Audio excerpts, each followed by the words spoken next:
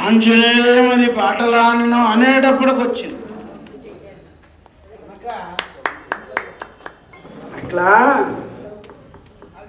పైగా శని త్రయోదశి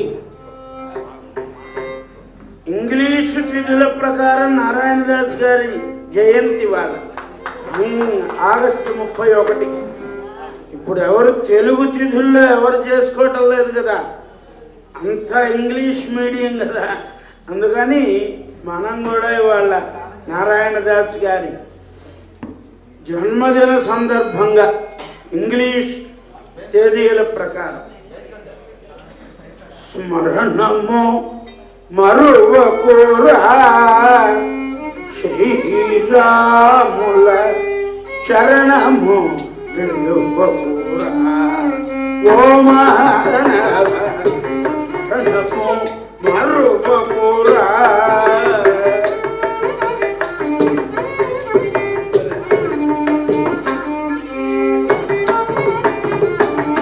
కరుణతోడ వచ్చి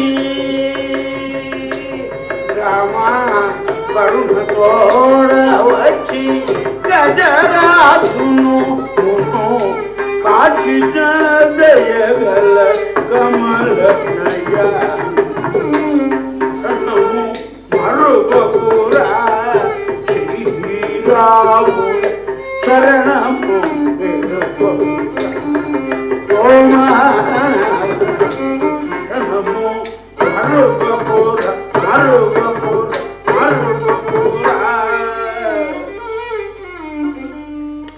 తరుణారుణ ముఖ కమలం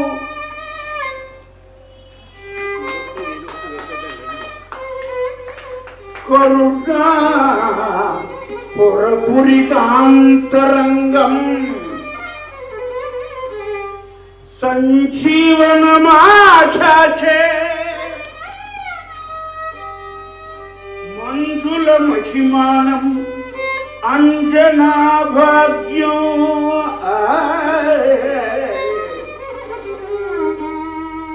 దూరీకృత శితాబ్ది ప్రకటీకృత రామ వైభవ స్ఫూర్తి దారిత దశముఖ కీర్తి పురతో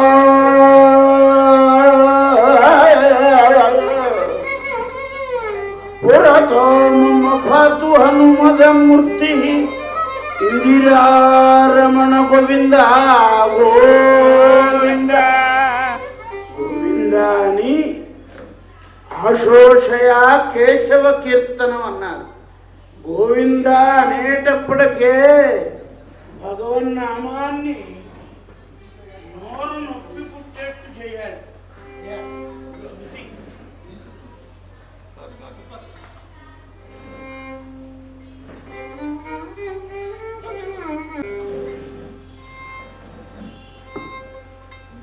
జపం ఉన్నదే మంత్ర జపం మనస్సులో చేసుకోమన్నారు. భగవన్నామాన్ని పైకి ఉచ్చరించమన్నారు. అలా అంతా కూడా ఒక్కసారి నోరు నవ్వంగా హరికీర్తినుడు అనేలా అని ఒక్కసారి నోరు నొప్పి పుట్టేట్టు అరవాలండి. అట్లా భగవన్నామం చెయ్యమన్నారు. ఏడు కొండల వాడ వెంకటరమణ గోవింద గోవింద ఆదిభట్ల నారాయణదాసవర్యులకు నేతి లక్ష్మీనారాయణ భాగవతులకు కైవల్యానంద సరస్వతి స్వామి వారికి భక్త మహాశైలారా, పవిత్రమైన రామకథ జరుగుతోంది. అవకాశం ఇచ్చింది. మళ్ళీ ఇదంతా చెప్పకుండా కాసేపు భగవన్నామం శబదామనేటువంటి ఒక ఆలోచన కార్యకర్త కథ వేసుకోరాదు. కాకపోతే ఈ కథ వచ్చిన వాళ్ళు ఎవరు లేరు. ఒక్క జయంతి సావిత్రి గారు ఉన్నారు, ఆవిడ అమెరికాలో ఉంది. అందుకని తప్పనిసరే నేను వేసుకోవాల్సి వచ్చింది. ఎందుకనంటే ఆలోచనంతా నీళ్లు తీర్చడం ఎవరు వచ్చారు, ఎవరు వెళ్ళారు, ఎవరికి పలహారం, ఎవరికి భోజనం, ఇదంతా చూసుకోవాలి. నేను ఇక్కడ కూర్చుని రామకృష్ణ అంటే నడవదు, తప్పదు. కానీ పట్టాభిషేకం చేయకుండా ఆపకూడదు. అందుకని ఒక్క గంట, ఎందుకంటే రామాయణమే 3 మాటల్లో చెప్పారు, కట్టే కొట్టే తెచ్చారు. అట్లాంటిది రామకథ ఉన్నదే ఎంత కావాలంటే అంతేనండి. గంగిగోవు పాలు గరిటెడైనను చాలు, కడవడైననేమి కరము పాలు అన్నారే. రామకథ కాసేపు వింటే చాలు, మన హృదయం అంతా కూడా ఆ రామచంద్రుడి యొక్క పాదార విందాల మీద ఉంటుంది. హనుమత్ ప్రభువు తీసుకుని వెళ్ళి ఆ ఉంగరాన్ని చూడామణిని తీసుకుని వెళ్ళి రామచంద్ర ప్రభు చేతిలో పెట్టాడు. పెట్టేటప్పటికే రామచంద్ర ప్రభువు యొక్క ఆ నయనాలు అశ్రుపూరితాలైపోయినాయండి. అశ్రుపూరితాలైపోయి, హనుమా నీ రుణం ఎట్టా తీర్చుకోవాలరా? రే ఇంకా ఏమన్నది రామా సీత? ఏమన్నదంటే, రామా 1 మాసం గడువిస్తానంది, నీవు వస్తివా సరే సరే, లేకపోతే ఆత్మహత్య చేసుకుంటానందన్నది. ఆహా, అందుకే రామచరిత్ర వినాలన్నారు. రామచంద్రుడు అనుసరణీయం అండి. రామాయణం అనుష్ఠాన గ్రంథం. రాముడు నడిచినట్టు నడవమన్నారు, కృష్ణుడు చెప్పినట్టు చెయ్యమన్నారు. అది అంతేగాని కృష్ణుడు నడిచినట్టు నడవమల్ల. ఏమండి, శ్రీకృష్ణ ప్రభు 16,108 మందిని చేసుకున్నాడు. నేను ఒక 3 చేసుకుంటే తప్ప అన్నాడు ఒక ఆయన. తప్పేమిట్రా? పరమ తప్పు. ఎందుకనంటే కృష్ణ ప్రభు జగద్గురువు 16,000 మంది ఇళ్లలో ఒక్కసారి దర్శనమిచ్చాడు. ఆ పని నువ్వు చేయగలవా? ఒక ఆవిడ ఈ సందులో వస్తుంటే ఇంకో సందులో నుంచి పారిపోతావు. నువ్వు కృష్ణుడితో పోలిక కనుక కృష్ణుడు చెప్పినట్టు చెయ్యమన్నారు. కృష్ణుడు చెప్పిన భగవద్గీత సారాన్ని వంట పట్టించుకోవాలి. రామచంద్రుడు నడిచినట్టు నడవాలటండి. రామచంద్ర ప్రభు ఏమన్నాడో తెలుసా? ఆహా, సీత ఎంత గడసరి, నన్ను చూడక 1 మాసం ఉండగలదా? సీతని చూడని మరుక్షణం నేను ఉండలేనన్నాడండి. అలాంటి భార్యాభర్తలు ఉంటారా? ఒక్కసారి ఆ సుగ్రీవుడి వైపు తిరిగాడు. తిరిగి, సుగ్రీవా, ఇప్పుడే చాలా మంచి ముహూర్తం అయ్యా.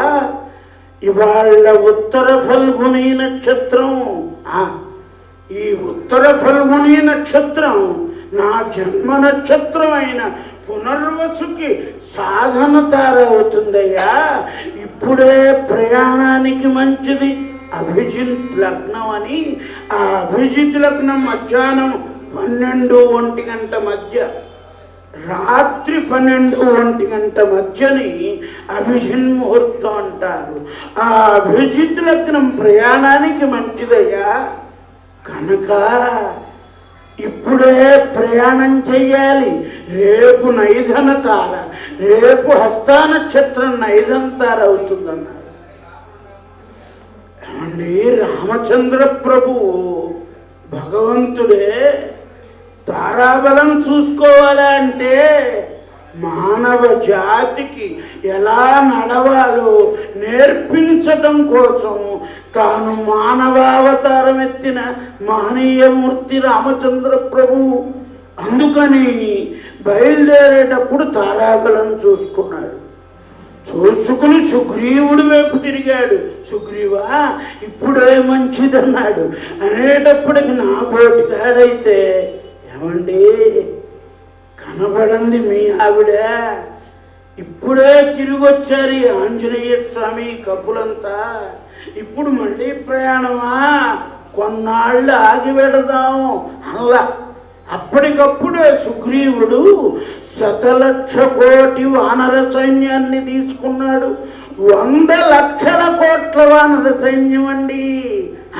తీసుకుని రామలక్ష్మణులను వెంట పెట్టుకుని ఆ మహేంద్రగిరి పర్వతం దగ్గర సముద్ర తీరానికి చేరాడు. ఈ వార్త రావణాసురుడికి తెలిసింది. ఎప్పుడైతే రావణాసురుడికి తెలిసిందో రామలక్ష్మణులు కపులతో వారాషి దరిచేరినంత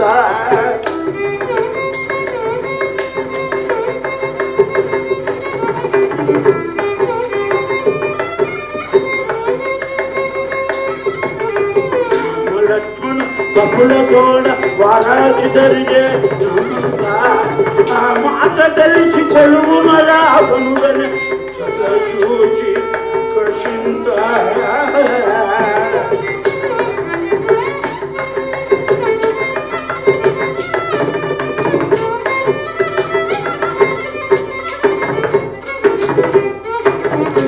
పామునకునై వెనుదెబ్బ వేయుతగునంచు నెంచు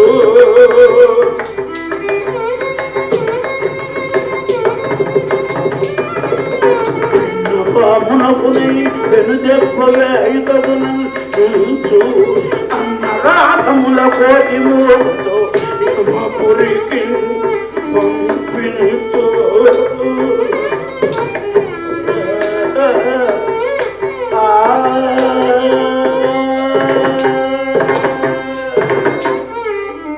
చిన్న పామునైనా పెద్ద కర్రతో కొట్టాలి. నారాయణదాస్ గారి రచన. చిన్న పామునైనా పెద్ద కర్రతో కొట్టాలని ఒక సభ చేశాట రావణాసుడు. సభ చేసి, ఓ సభాసదులారా, నేను నా మతం మార్చుకోను అనేటప్పటికీ కొంతమంది అనుకుంటున్నారట, రావణాసురుడు శివభక్తుడు కదా, మతం మార్చుకోనంటాడు. క్రైస్తవ మతమా, మహమ్మదీయ మతమా, లేక హిందూ మతమా అంటే అది కాదురా. నా మతం వేరే మతం, పరస్త్రీ వ్యామోహం అనే మతం. ఆ మతం మార్చుకోను. మీకు ఇష్టం ఉన్న వాళ్ళు ఉండండి, ఇష్టం లేని వాళ్ళు చక్కగా ఇక్కడి నుంచి కదలండి అన్నాడు. అనేటప్పటికీ సభాసదులంతా కూడా కిక్కురు మనకుండా కూర్చున్నట్టండి. ఒక్కడు మాట్లాడటల్లా. ఎప్పుడైతే ఎవరు మాట్లాడటలేదో ఒక్క ఆయన చెయ్య పైకెత్తాట, ఇలా పైకెత్తాడు. ఎవర్రా నన్ను ఎదిరించి కూడా ఇలా చెయ్య పైకెత్తేవాడు ఎవడని చూచాట. చూసేటప్పటికి విభీషణుడు లేస్తూనే పూరిక, అన్నా మన్నించోమా, అన్నా మన్నించరా, అన్నా మన్నించోమా, మారాడి నందు మన్నించోమా.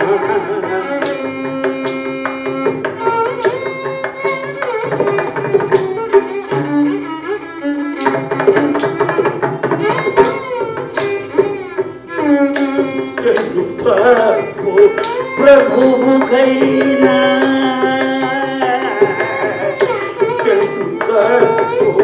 ప్రభువుకైనా తెలుపవలయు మన్ను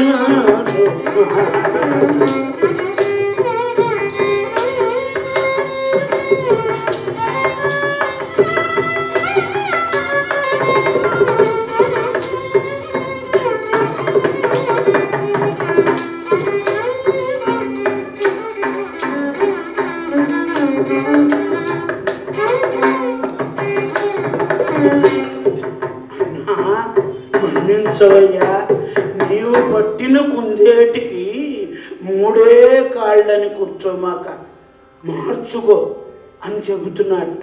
పైగా రామచంద్రుడు ఎవరో తెలుసా?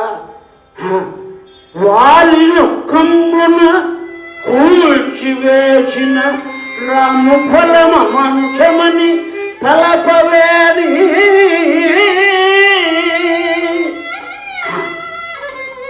అన్నయ్య నీకు తెలియదేమో, వాలినొక్కమ్మున కూల్చివేసిన రాము ఫలము అమంచమని తలపవేని. వాలిని రామచంద్రుడు ఒక్క బాణంతో చంపేశాడన్నయ్యా. వాలి నీకంటే బలశాలి. అట్లాంటి బలశాలి అయిన వాలిని ఒక్క బాణంతో చంపేశాడే. కాస్త ఆలోచించన్నయ్యా. వాలి ఎంత బలవంతుడంటే రావణాసురుడి కంటే బలవంతుడండి. ఒకసారి వాలికి మంచి అలవాటు ఉండేదిట. ఇట్లా చెప్పుకుంటూ పోతే గంటల తరబడి, అయినా గంటలో ముగిస్తా. వాలికి మంచి అలవాటు ఉండేదిట. ఏమిటంటే రోజు ప్రాతకాలంలో 4 సముద్రాలలో అర్ఘ్యప్రదానం చేసేవాడు. అట్లా ఒకసారి ఈ లంక సమీపంలో ఉన్న సముద్రంలో, లవణ సముద్రంలో అర్ఘ్యప్రదానం ఇస్తున్నట్ట వాలి. ఇస్తుంటే రావణాసురుడు చూశాడు. ఓహో, ఈ వాలి మంచి బలశాలి, నాకు చాలా ప్రమాదంగా ఉంది అని వెనక నుంచి ఇలా వచ్చి అలా ముంచేద్దాం వీడిని సముద్రంలో అని ఇలా అర్ఘ్యప్రదానం ఇస్తుంటే ఈ 2 సంఖల కింద చేతులేచాడు. వేసేటప్పటికే వాలి గమనించాడు. ఒక్కసారి ఆ అర్ఘ్యప్రదానం ఇస్తున్న చేతుల్ని పట్టి ఈ 2 సంఖలు ఇలా పట్టేశాడు. పట్టేసి 4 సముద్రాలు తిప్పాడు. తిప్పితే వెనక తోకల్లే పోగుతున్నాడండి రావణాసురుడు. విరే వాలి, తప్పు అయిపోయిందిరా, ఇంకెప్పుడు నీతో పెట్టుకోనరా, వదిలిపెట్టమాకరా అన్నాడు. వదిలిపెడితే ఏమైంది? సముద్రంలో పడతాడు. అందుకని వదిలిపెట్టద్దురా నాన్న అంటే 4 సముద్రాలు తిప్పి చిట్ట చివరికి తీసుకొచ్చి ఆ కిష్కిందలో వాలి తన ఇంట్లోకి వెడుతూ, వాలికి ఉపవనం ఉందిట, వాకిట్లో లాన్ పెంచుకున్నాడు. అక్కడ ఇలా సంకలు లూజ్ చేశాడు. వదులు చేసేటప్పటికి బతుకు జీవుడా అని రావణాసురుడు పారిపోయాడు. ఆ సంగతి గుర్తు చేస్తున్నాడు విభీషణుడు సభలో. వాలిను కమ్మున కూల్చివేసిన రాము బలము మనుషమని తలపవేని. లంకగాలిచి నిరాటంకముగయేగు హనుమడే శివుడని తలపవేని. మొన్న లంక కాల్చిన ఆంజనేయ స్వామి శివుడయ్యా, నీకు తెలియదేమో, ఈశ్వరాంశ సంభూతుడు. కనుక అన్నయ్య రామునకు సీత నర్పించి, అన్నయ్య ఎందుకు వచ్చిన గొడవ? రామచంద్రుడికి సీతను అర్పించన్నాడండి. అర్పించనేటప్పటికి కోపం వచ్చింది. ఎవరికి? రావణాసురుడికి. కోపోద్రిక్తుడై, నువ్వు రాక్షస వంశంలో చెడపుట్టావు అని ఒక్కసారి ఆ ఎడంకాలుతో రావణాసురుడు ఎడంకాలుతో ఒక్క తన్నుదని విభీషణుడు తన్ని ఆ గదాదండాన్ని పైకి తీసి ఇలా మోదపోతుంటే విభీషణుడు ఒక్కసారి పైకి ఎగిరాడు. అలా గాల్లోకి ఎగిరి ఆకాశంలోకి ఎగిరి తన తల్లికి అక్కడి నుంచే నమస్కారం చేసి మాతృవందనం చేసి కింద వాళ్ళకి వినబడేట్టు చెప్పాడు. విన్నారుగా మా అన్నయ్య మాటలు, ఇప్పటికైనా మించిపోయింది లేదు, వచ్చేవాళ్ళు ఎవరో నాతో వచ్చేసేయండి అన్నట్ట. అంటే అప్పట్లోనే నలుగురు మంత్రులు విభీషణుడి వైపు వెళ్ళిపోయారటండి. ఈ పార్టీ గంతు వేయటం ఉందే, ఇప్పుడేదో మనం కొత్తగా అనుకుంటున్నాం, అప్పుడే రావణాసురుడి పార్టీ నుంచి విభీషణుడి దగ్గరికి నలుగురు వెళ్ళిపోయారు. చూశాడు ఆకాశంలో వెళ్ళిపోతున్నాడు. వెళ్ళిపోతూ అల్లంత దూరంలో రామచంద్ర ప్రభువును చూచాడు. చూస్తూనే దాశరథే పాహిమాం, రామ రక్షించవయ్యా, దాశరథే పాహిమాం, అనారత దశక్షమాపణ దయానిధే దాశరథే.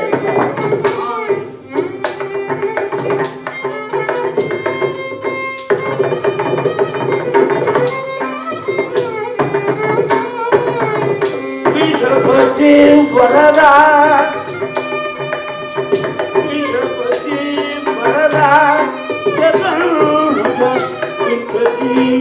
చరిత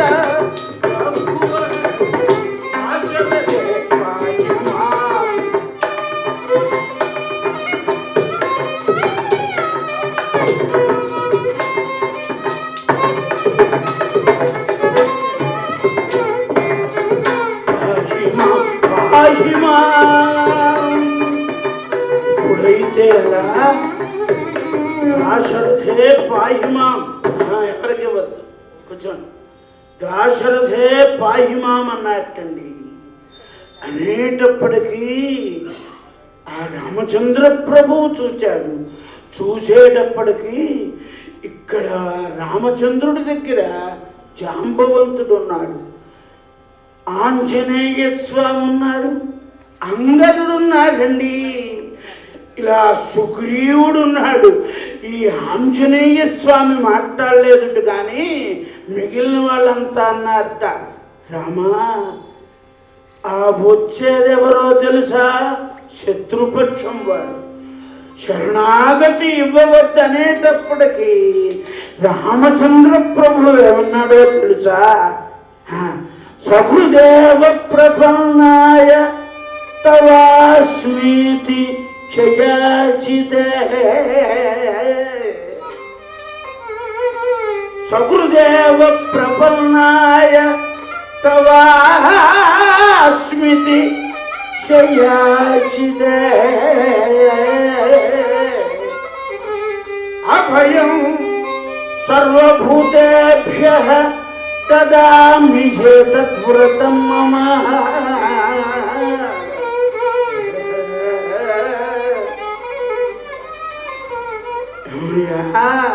ఒక్కటే ఒక్క మాట అన్నాడు రామచంద్ర ప్రభు, సహృదేవ ప్రపన్నాయ, ఎవడైనా సరే నేను నీ వాడను అని వచ్చాడంటే నేను శరణాగతి ఇచ్చి తీరుతాను. ఇంకా దానికి ఇంకా వేరే కౌంటర్ లేదయ్యా, తప్పనిసరిగా నేను ఇచ్చేది అన్నాడు. ఈలోపు విభీషణుడు రానే వచ్చాడు. వస్తూనే రెండు కాళ్ళు పట్టుకున్నాడు. శరణు శరణు శరణు రామచంద్రాక్షిత కరుణ, శరణు శరణు శరణు రామచంద్రాక్షిత కరుణ, శరణు సేవకుడనను కనికరించు మోరలుచు.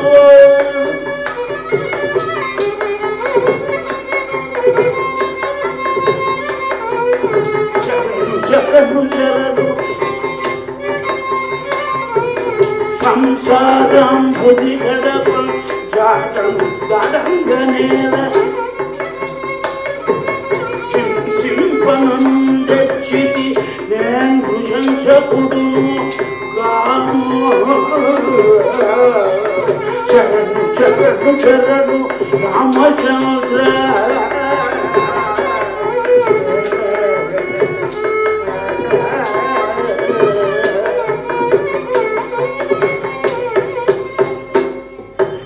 ఎప్పుడైతే శరణు శరణు శరణు రామచంద్ర అని రెండు కాళ్ళు పట్టుకున్నాడు రామచంద్ర ప్రభు కరుణా వరుణాలయుడు, అపార కరుణా సముద్రం కదండి. అలా విభీషణుణ్ణి హక్కున చేర్చుకున్నారు. శరణాగతి ఇచ్చారా, ఆయన వీపు తట్టేట. తట్టేటప్పటికి విభీషణుడి శరీరం ఉప్పొంగిపోయింది. ఆహా రామా, నాకు శరణాగతి ఇచ్చావా? ఆహా, అఖిలాండ కోటి బ్రహ్మాండ బండ తండోపతండ కరండ మండల శాంతోద్దీపిత సగుణ నిర్గుణాతీత సచ్చిదానంద పరబ్రహ్మాక్వయ దశ దిశ ప్రకాశం సకల చరాచరాదీచో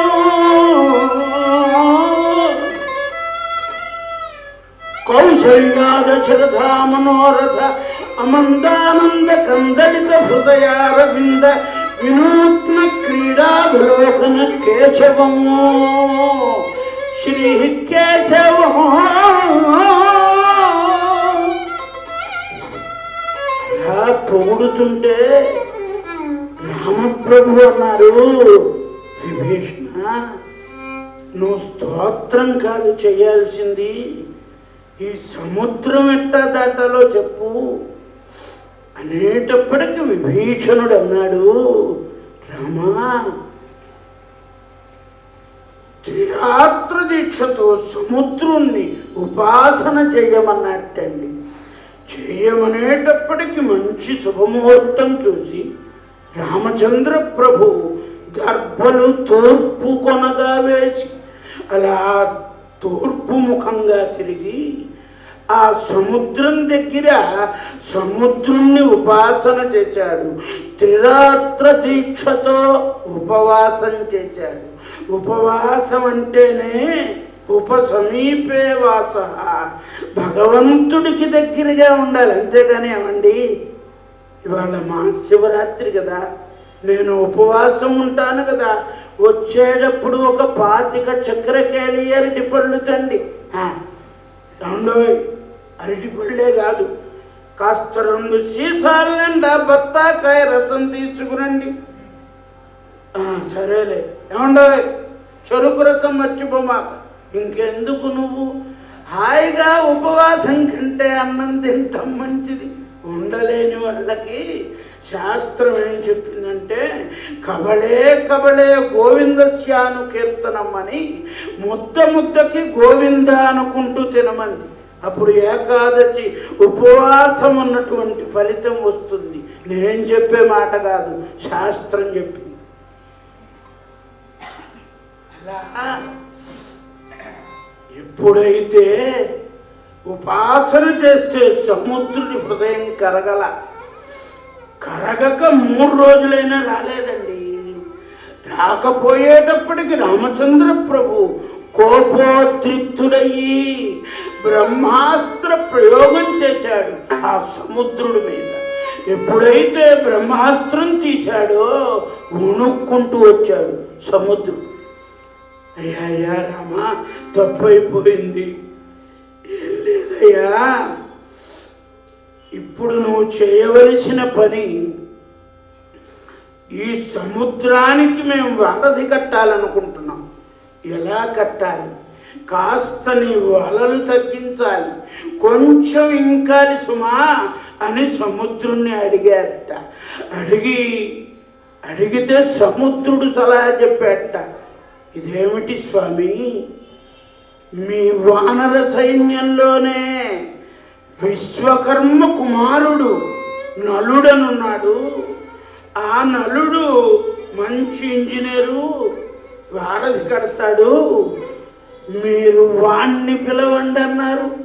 అనేటప్పటికి రామచంద్ర ప్రభు అన్నాడు, సముద్రుడా, ఈ బ్రహ్మాస్త్రం వృధా కాకూడదు, ఎక్కడ వెయ్యమంటావు అన్నట్ట. అనేటప్పటికీ స్వామి, ఈ సముద్రానికి ఒక తీరంలో ద్రుమకుల్యం అనే ఒక ఊరుంది. ఆ ఊళ్ళో అది మారుమూలగా ఉంటుంది. ఆ మారుమూల ఎప్పుడు పేకాటాడటం, తాగటం, ఈ పనులు చేస్తున్నారు. ఎన్నోసారి పోలీసులకు చెప్పాను, వాళ్ళు వచ్చేటప్పుడే ఎలా వేస్తూ వస్తున్నారు. దాంతో ఈ ఉన్నవాళ్ళు పారిపోతున్నారయ్యా. ఏం చెయ్యలేకపోతున్నాం. ఇప్పుడే కాదు, త్రేతాయుగంలో కూడా రక్షక దళం అదే పని. ఇప్పుడు అంత దొంగాడు ఉన్నాడండి, పట్టుకోండి అంటే కుయ్యో కుయ్యో కుయ్యో అని వాళ్ళు వచ్చేస్తారు. ఆ చప్పుడు వినేటప్పుడు వీడు ఏ విగ్రహాల పక్కన దాక్కుంటాడు. ఈ పుణ్యం వస్తుంది తప్ప వాడిని పట్టుకోలేరు. అది అప్పుడు కూడా ఉంది అనేటప్పటికీ కరుణావరుణాలయుడు రామచంద్ర ప్రభు ఒక్కసారి బ్రహ్మాస్త్రాన్ని ద్రుమకుల్యం మీద వేసి నశింపజేసి సుగ్రీవుణ్ణి పిలిచారు. ఏమయ్యా, మీ వానర సైన్యంలో నలుడనున్నట్ట? అవునండి. విశ్వకర్మ గారు కుమారుడు కదా? అవును. పిలుచుకొచ్చారు. ఎరా విశ్వకర్మ గారు అబ్బాయిగా? అవునండి. వంతెన కట్టడం వచ్చా? వచ్చండి. ఎట్లా వచ్చురా? మా నాన్నగారు ఉపదేశమండి. మా నాన్నగారు వారి కథలు నేర్పారు. తండ్రి విద్య కొడుక్కి వస్తుంది. కొంచెం పాలపర్తి రామకృష్ణ గారని వీరి తండ్రి గారు వయలిన్లో శిఖరం. అట్లా వీరి అమ్మగారు సంగీత విద్వాంసులు. అట్లా మొలకక్కడ ఉండాలి, ఉంటే చెట్టు పెరుగుతుంది ఆటోమేటిక్గా. అట్లా ఎప్పుడైతే ఈ విశ్వకర్మ కుమారుడు నలుడు దండం పెడుతూ, తప్పకుండా స్వామి మా నాన్నగారు నేర్పారు విద్య, తప్పకుండా కట్టేస్తా అన్నట్టండి. తప్పకుండా కట్టేస్తా అని 5 రోజుల్లో కట్టేశారట మొత్తం వానర సైన్యం అంతా కలిపి. 5 రోజులు. మన గవర్నమెంట్కి మళ్ళీ ఒక్క చిన్న ఫ్లైఓవర్ వేయటానికి 5 ఏళ్ళు దాటిపోయి మళ్ళీ ప్రభుత్వం వచ్చినా కదలదు మనకి. అట్లాంటిది వానర సమూహం ఉన్నదే. 5 రోజుల్లో 100 యోజనాల పొడవు 10 యోజనాల వెడల్పు గల ఆ వారధి నిర్మించారు. జై ఇందిరారమణ గోవింద. అందరూ నడుస్తున్నారట. ఎంతమంది? 100,00,00,000 100 లక్షల కోట్ల వానరులు అలా గొర్రెల కల్లే వెళ్ళిపోతున్నట్టండి. వెళ్ళిపోతుంటే రామలక్ష్మణులు కూడా నడుస్తున్నారు. నడుస్తుంటే హనుమత్ ప్రభు, రమా నీవు నడవటానికి వీల్లేదయ్యా. ఎట్లానయ్యా? గుచ్చుకుంటాయా ఆ సుకుమారమైన పాదాలు, ఈ రాళ్ళు గుచ్చుకుంటాయి. రామా నువ్వు ఇక్కడ ఎక్కమన్నారు. అంగదుడు లక్ష్మణస్వామిని ఎక్కించున్నారు. ఆ ఇద్దరు రామలక్ష్మణులు ఎక్కించుకుని తారక నామా తేజోత్తమా తారక నామా తేజోత్తమా కామ సమేధో తేజోత్తమ రామా.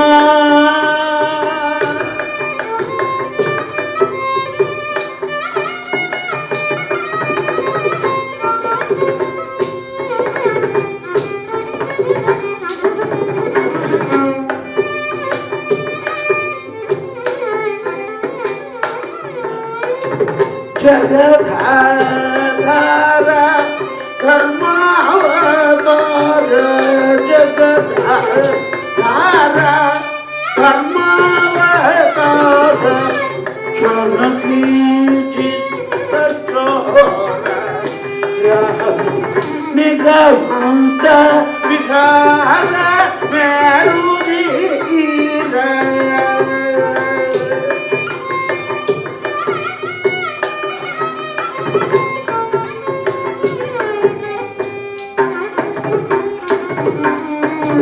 నిగమంత విహార మేరుదీర నిఖిల లోక రక్ష జగత్ రామా.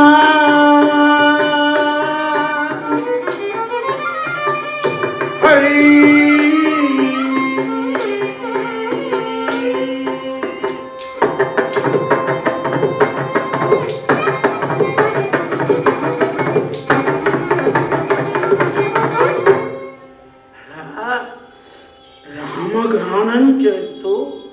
సముద్రాన్ని దాటిస్తే రావణాసురుడికి రాయబారం పంపించారు రామచంద్ర ప్రభు. సాక్షాత్తు యుద్ధం ప్రకటించలా, ముందు రాయబారం చేయించారు. అంగదుణ్ణి రాయబారిగా పంపారటండి. ముందుగా విరే అంగదా, నీవు వెళ్ళి నేను చెప్పిన మాటలు చెప్పమన్నాడు. ఎందుకంటే రాయబారిగా పంపేవాడు కాళిదాసు కవిత్వం కొంత, నా పైత్యం కొంతని అనవసరంగా కల్పించి చెబుతారు.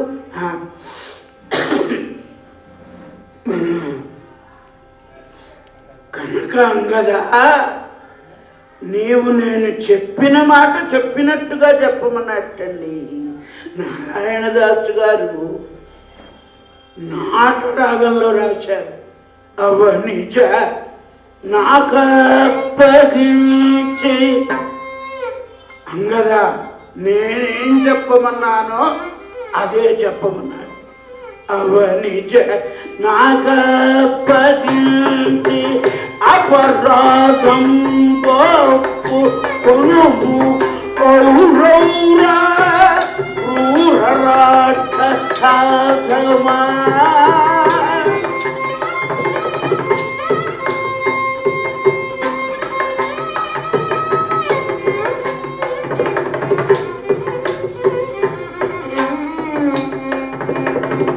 ఔరౌరా క్రూరరాక్షసాధమా.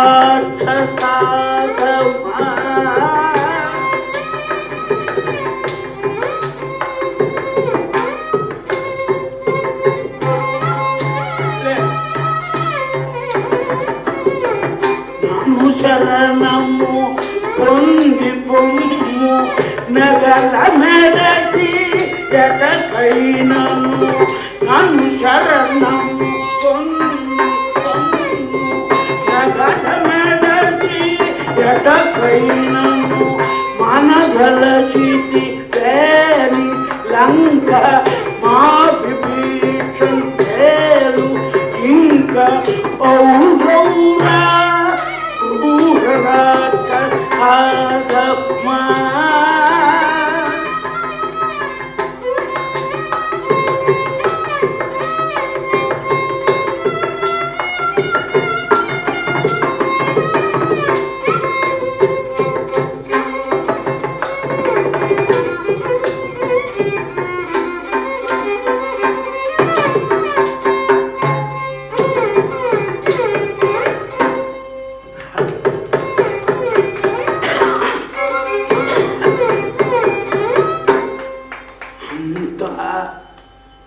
కఠినంగా ఉంటాయి నారాయణదాస్ కీర్తనలు.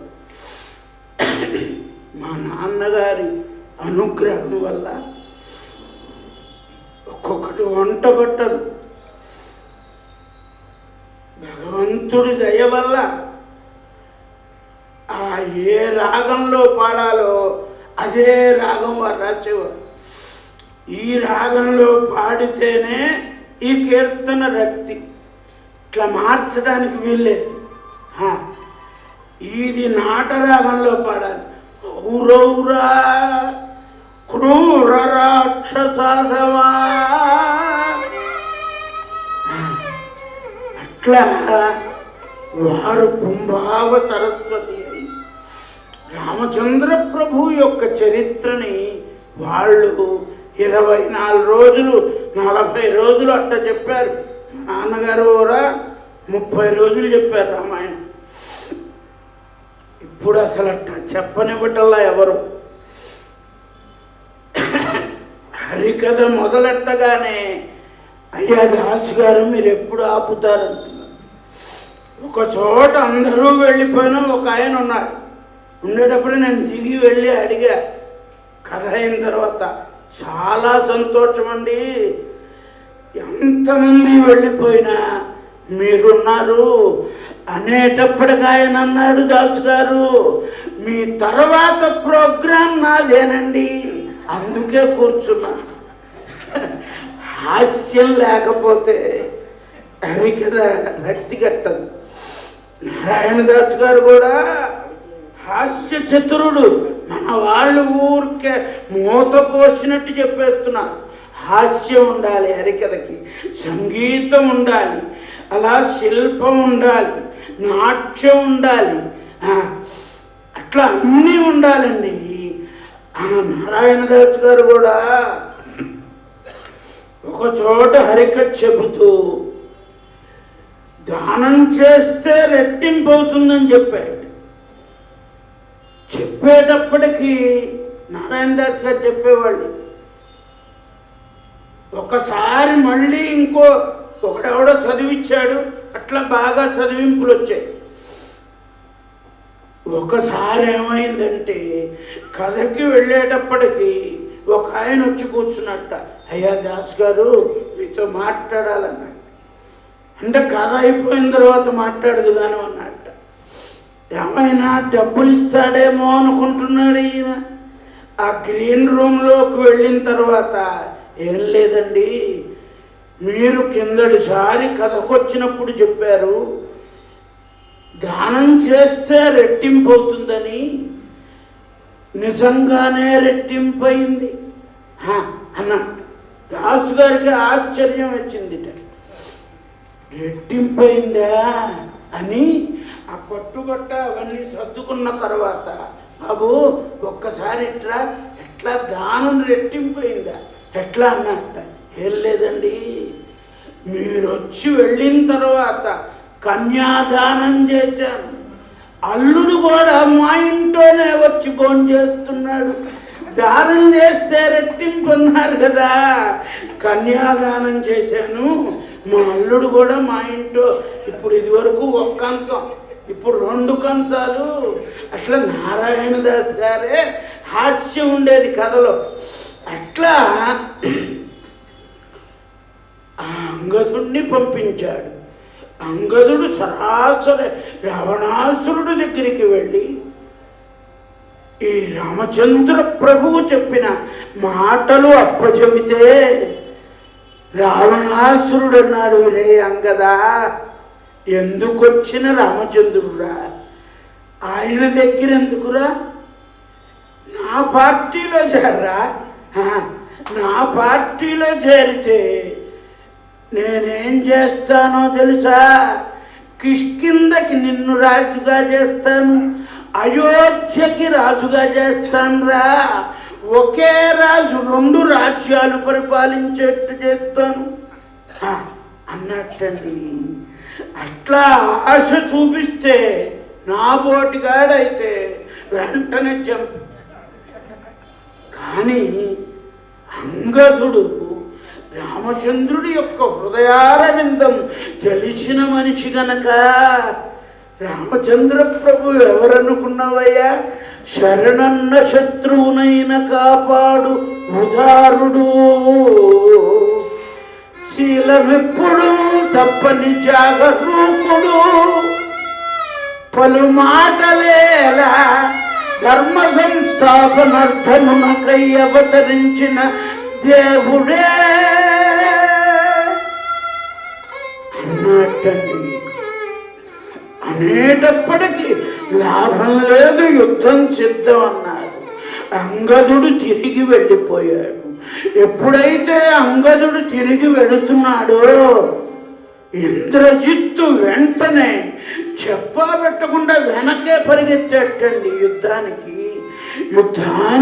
ఇంద్రజిత్తు ఆ అంగదుడి వెనక పరిగెత్తుతుంటే ఆ అంగదుడు వెనక్కి తిరిగి ఆ ఇంద్రజిత్తు యొక్క రథచక్రాలని ధ్వంసం చేశాట.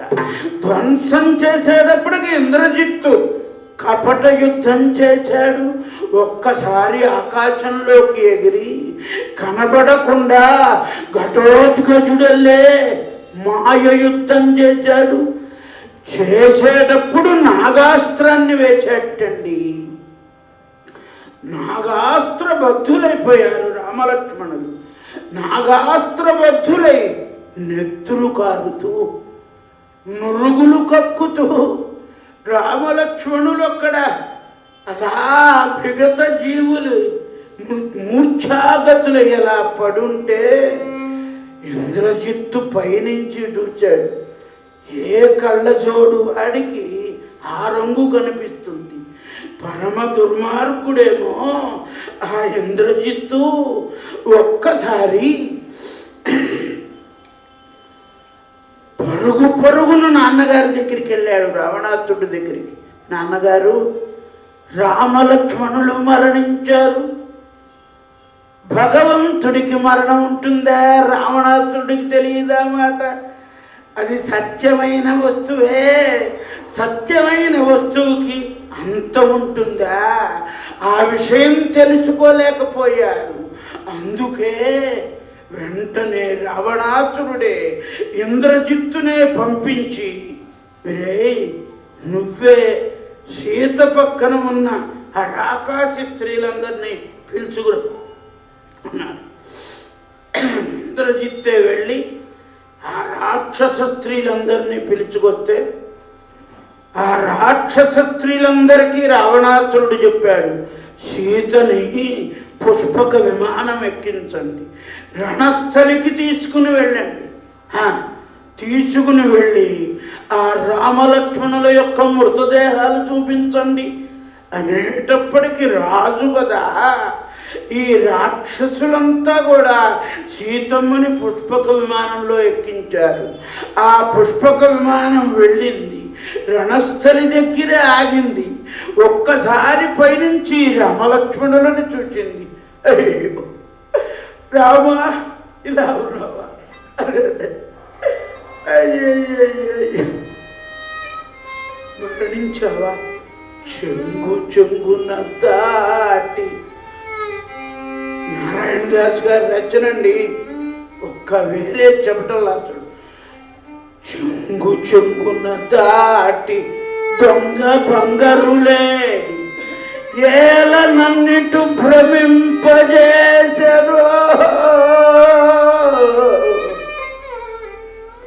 అనవసరంగా ఆ లేడీ ఎందుకు రావాలి? ఆ భ్రమలో పడి శాశ్వత ఆనందం కల్పించే భగవంతుడు పక్కనుంటే ఇంకా ఏదో కావాలని కోరుకున్నానే. అయ్యో ఎంత పని జరిగిపోయింది. చెంగున దాటి దొంగ బంగారులే ఏల నన్నిటు భ్రమింపజేసనో. చేసబో అద్దాని చచ్చరం తెమ్మని నానాధు నేనెట్లు పంపినారు. అనవసరంగా రామచంద్రుణ్ణి నాదా ఆ లేడి తెచ్చిపెట్టరా అని పంపాను. పంపితిపో నీదు పిలుపు దీన భావము తోడ నాకెట్లు వినబడియే. ఆ సీతా లక్ష్మణ ఎందుకు వినబడాలి? వినబడితిపో నీదు వీరత్వము గడించు మరది తోడేలనే మానుకోండి. అనవసరంగా లక్ష్మణుణ్ణి నానా మాటలు అని నిన్ను వెతకటం కోసం పంపించా. భాగవత అపచారం చేశా, అందుకే నాకీ చిట్టబడ్డది. భాగవత అపచారం చెయ్యకూడదు. ఎవరినైనా సరే ఇస్తే రూపాయి ఇవ్వటం, అంతేగాని భాగవత నింద చెయ్యొద్దన్నారు. భాగవతులుంటే భక్తులు, భక్తులని నింద చెయ్యొద్దన్నారు. జయ ఇందిరారమణ గోవింద. ఇంతలో ఆ అసుర వచ్చి నన్ను తెచ్చి ఈ మూల ఉంచే అని విలవిలమని ఏడుస్తుంటే గంజాయి తోటలో తులసి ముక్కల్లే ఆ రాక్షస స్త్రీల మధ్య విభీషణుడున్నట్ట కూతురు త్రిజట ఉన్నది. ఆ త్రిజట వచ్చి చెప్పింది, ఏడవకమ్మా ఏడవక, రామలక్ష్మణులు మరణించవా. ఎందుకంటే భర్త వెళ్ళిపోయిన స్త్రీ గనక పుష్పక విమానం ఎక్కితే ఈ పుష్పక విమానం ఒక్క అంగుళం కూడా కదలదు. నువ్వే కనుక వైధవ్యం పొందుంటే ఈ పుష్పక విమానంలో అశోకవనం నుంచి ఇక్కడికి రాలేవమ్మా. కనుక తప్పకుండా నీకు పసుపు కుంకాలు వైదవ్యతనం ఉందమ్మా. కనుక ఉంది. ఆ కోతులన్నీ చూడు ప్రసన్నంగా ఎట్లా ఉన్నాయి. రాముడు మరణించేట ఉంటాయా అనేటప్పటికీ ఒక్కసారి రామనారాయణుణ్ణి శ్రీమన్నారాయణుణ్ణి ప్రార్థిస్తే గరుత్మంతుణ్ణి పంపితే ఆ నాగాస్త్ర భక్తుడైన రామచంద్రుడు బయటకు వచ్చేసాడు. నాగాస్త్రం పక్కకెళ్ళింది. జయంతిరమణ గోవింద. చిట్ట చివరికి కోలాహలంగా ఉంటే రావణాసురుడే యుద్ధానికి వచ్చాడు. యుద్ధం చేసి చేసి అలసిపోతే చిట్ట చివరికి సాయం సమయంలో రామచంద్ర ప్రభు యుద్ధానికి వచ్చారటండి. రావణాసురుడి ముఖం చూశారట. రావణ అదే రామచంద్రుడి యొక్క క్యారెక్టర్, వినాల్సిన లక్షణం. శత్రువు ఎదురుకుండా కనిపిస్తే చంపేయద్దా. నీ భార్యని అపహరించుకు వెళ్ళాడే అట్లాంటి రావణాసురుడితో, రావణ నీ మొహం చూస్తే బాగా అలసిపోయినట్టున్నావు. ఇవాళకి విశ్రాంతి తీసుకుని రేపు ఉదయం యుద్ధానికి రావలసిందన్నాడు. ఎవరైనా అంటారా? జగదనంత కళ్యాణ గుణ వైభవుడైన రామచంద్ర ప్రభువుకే చాటండి. వెళ్ళమన్నాడు, రేపు రమ్మన్నాడండి.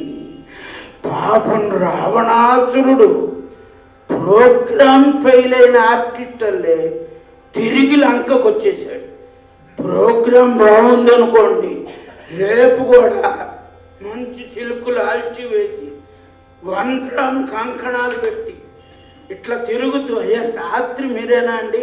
అవునండి, చాలా బాగుందండి. అవునండి, అట్లా ఉంటుంది. ఒకవేళ ప్రోగ్రాం అట్టర్ ఫ్లాప్ అయిందనుకోండి, వెంటనే లాస్ట్ బస్ ఎక్కడండి, రేపు నాకు మోషన్స్ అవుతున్నాయి, అయ్యా కిష్టయ్య గారు మీరే చూసుకోండి అని ఏదో ఒకటి తప్పించుకుంటాం. ఎందుకంటే ఇక్కడ మొహాలు చూడలేవు. ఎందుకని కళాకారుడు ఆ కష్టం పడతాడు. అందుకని హరికథ చాలా కష్టం, ఒప్పించాలి కదా. తాళం ఉండాలి, లయ ఉండాలి, శృతి ఉండాలి, చక్కగా చెప్పగలగాలి, హాస్యం ఉండాలి, కొంచెం సంగీతం ఉండాలి. నారాయణదాస్ గారు అనేవాళ్ళు, ఇప్పుడు కాదు కాసేపు ఎక్కువ పాడితే నాకు ఇష్టం ఉండేది అనేవాడు. ఎక్కువ సంగీతం పాడే హరిదాసులు అంటే నాకు ఇష్టం లేదనేవారు. అట్లా రామచంద్ర ప్రభు రావణాసురుణ్ణి తిప్పి పంపిస్తే రావణాసురుడు కుంభకర్ణుణ్ణి నిద్రలేపేటండి. తమ్మా రే కుంభకర్ణ అంటే అప్పటికి పడుకుని 9 రోజులే అయింది. అందుకని తొందరగా లేచాడు. 6 నెలలు నిద్రపోతాడు, ఒక్కరోజే మేలుకుంటాడు, మళ్ళీ 6 నెలలు నిద్రపోతాడు. ఈ రావణాసురుడు ఆ కుంభకర్ణుడి దగ్గరికి వెళ్ళాడు. రే తమ్మా, మనము తరింపగా తరుణమిది సుమ్మా లమ్మా పరమాత్మలోన లీనమింక తమ్మా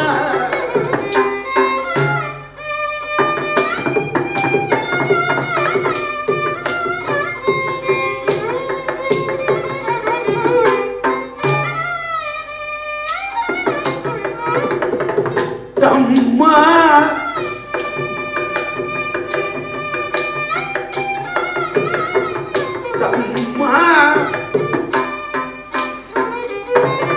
కమ్మా నీ రుణము తీర్ప అలవి కాదు సుమ్మా లెమ్మ పరమాత్మలోన లీనమింక కమ్మా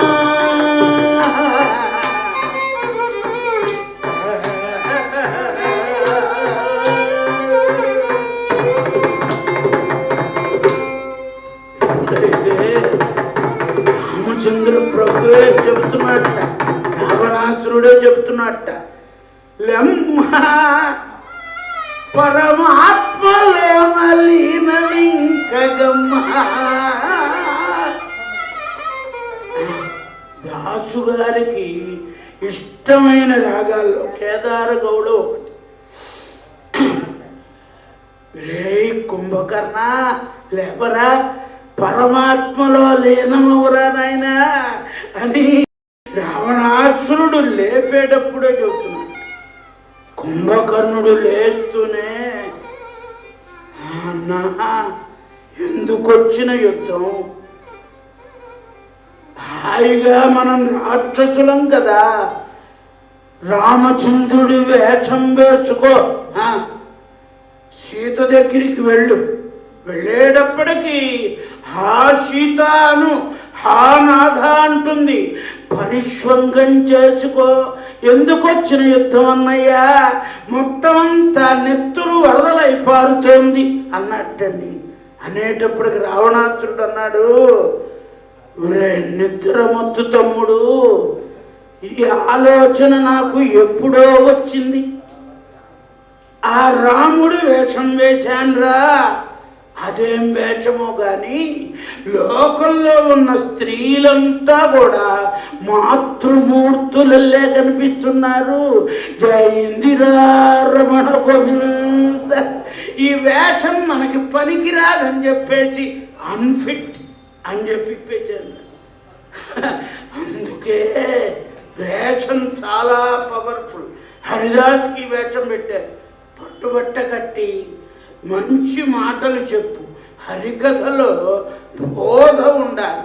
కథ ఎవరికి తెలియదండి, పెద్దలు వినాలా, పెద్దలకు తెలియని విషయం ఉందా, అయినా ఎందుకు బోధ ఉండాలి హరికథలో. అట్లా కుంభకర్ణుడు లేచి రాముడేడి కీముడేడి అని వెళ్ళిపోతుంటే రామచంద్ర ప్రభువు కుంభకర్ణుడు కింద లక్షల మంది వానర సైన్యం చచ్చిపోతున్నట్ట. చిట్ట చివరికి హనుమత్ ప్రభువు వెళ్ళి రామచంద్రుణ్ణి వేడుకున్నాడు, రామ నువ్వు రావలసిందే, లక్షల కొద్ది వానర సైన్యం వాడి పాదాల కింద నలిగిపోతున్నారయ్యా అనేటప్పటికీ రామచంద్ర ప్రభు వచ్చి భయంకరాస్త్రాన్ని సంధించి హృదయంలో కట్టి వాయువ్యాస్త్రాన్ని సంధించి కుడి చెయ్యి నరికేశారు, ఐంద్రాస్త్రం వేసి ఎడం చెయ్యి నరికేశారు. చిట్ట చివరికి ఇంద్రుడి వజ్రాయుధం కంటే బలమైన బాణాన్ని ఒకదాన్ని తీసి తలకాయ మీద కొట్టేటప్పటికి ఒక్కసారి తల ఎగిరి ఎక్కడ పడ్డదిటంటే రావణాసురుడు సింహాసనం మీద కూర్చుని సభ చేసి ఉంటే ఆ సింహద్వారం లోపల పడ్డది. పడేటప్పటికి రావణాసురుడే అన్నట్టు ఒక్కసారి అని, ఇక లాభం లేదు, కుంభకర్ణుడు చచ్చిపోయాడు, ప్రహస్తుడు పోయాడు, వజ్రదంష్ట్రుడు పోయాడు, మొత్తం అంతా పోయారు అని ఈ తలకాయ మీద చెయ్యబెట్టుకున్నట్టు. ఆ తల మీద మన చెయ్య మనం పెట్టుకోరాదు. ఎప్పుడూ కూడా ఇంట్లో పెద్దవాళ్ళు చెప్తూ ఉంటారు, రే తల మీద చేయి. ఎందుకని? తల మీద పెట్టుకున్నామా మన పని అవుట్ అంటే. ఇట్లా చెబుతుంటే దాసు ఒక ఆయన లేచాడు, దాసు గారు మా తల మీద, మా నెత్తి మీద మేము చెయ్యబెట్టుకోకూడదు, ఇతరుల నెత్తి మీద పెట్టచ్చా అనేటప్పటికి చక్కగా నాన్న ఇప్పుడు అందరూ అదే పని చేస్తున్నారా, హాయిగా పెట్టు కనుక ఆ రావణాసురుడు ఇలా పెట్టి అనుకుంటున్నాడు.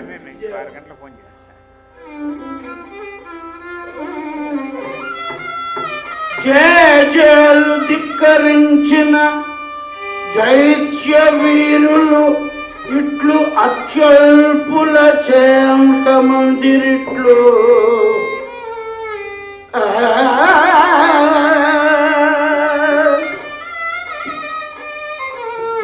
బాధపడిపోతున్నాడండి. జేజేలు ధిక్కరించిన దైత్య వీరులు ఇట్లు అత్యల్పుల చేంత మందిరిట్లు చేర వశము కాని సీత చేర్చి వాట్లు తినియు కూడా నా బుద్ధి మారలేదు. ఆ రచన చూడండి, ఆ రచన చెప్పటం కోసమే పద్యం పాడుతున్నాం. చేర వశము కాని సీత చేర్చి వాట్లు తిని కూడా నా బుద్ధి మారలేదు.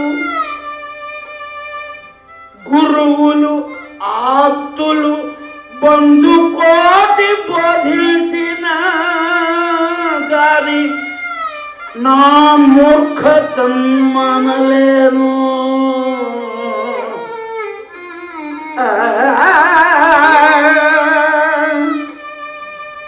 శివుని మెప్పించిన జట్టిని నేను పేద మనిషి కాళ్ళు పిసుకుటట్లు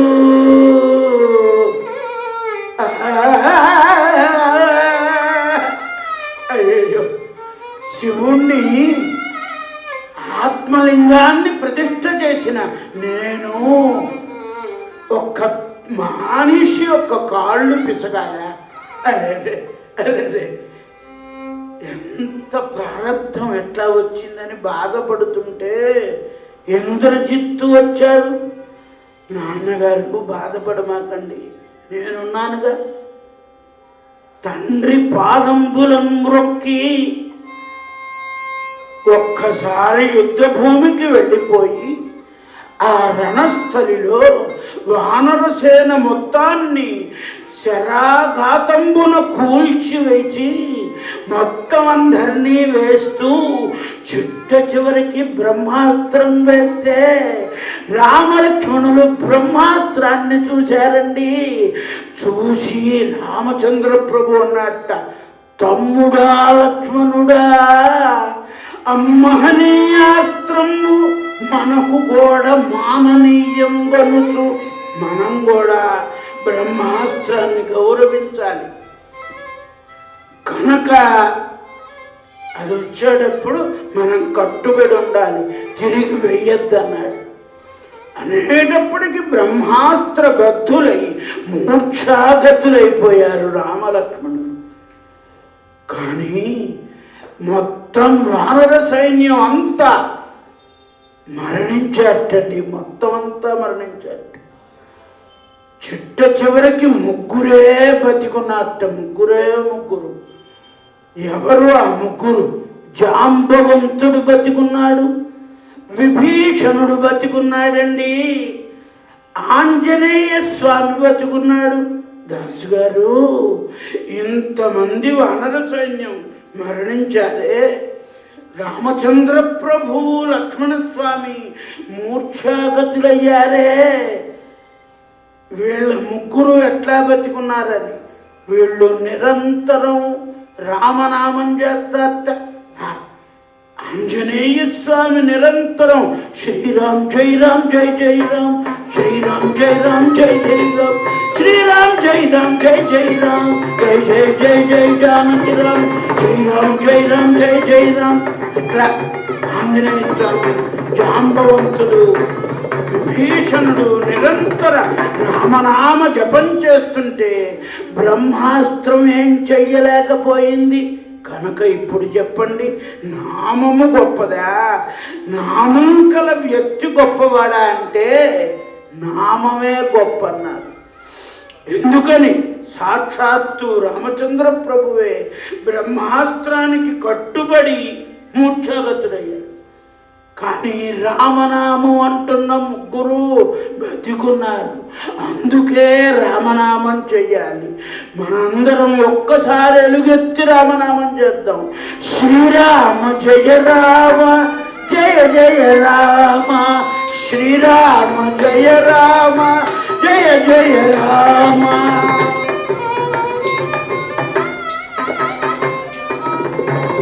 రామ రామ రాజా రామ, శ్రీరామ జయ రామ జయ జయ రామ.